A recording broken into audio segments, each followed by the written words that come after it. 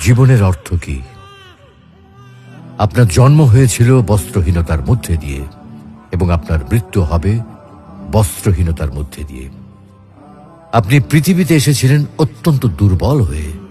এত দুর্বল ছিলেন যে মার সাহায্য ছাড়া খাবারটুকু মুখে নিতে পারতেন না। আপনি যখন এই পৃথিবী ছেড়ে চলে যাবেন তখনও আপনি অত্যন্ত দুর্বল ও অসহায় থাকবেন। তখন আপনার কাফনের কাপড়টুকু আপনি নিজে পরতে পারবেন না, আরেকজন আপনাকে তা পরিয়ে দেবে।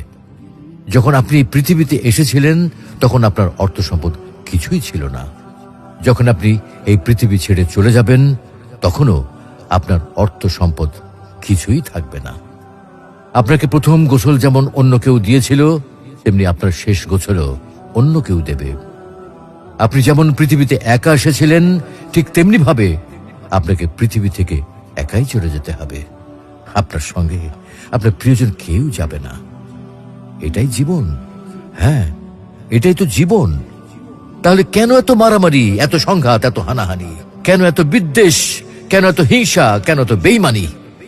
তাই সকলের প্রতি দয়াশীল হন, সকলকে আপন করে নিন এই ক্ষণিকের যাত্রায়।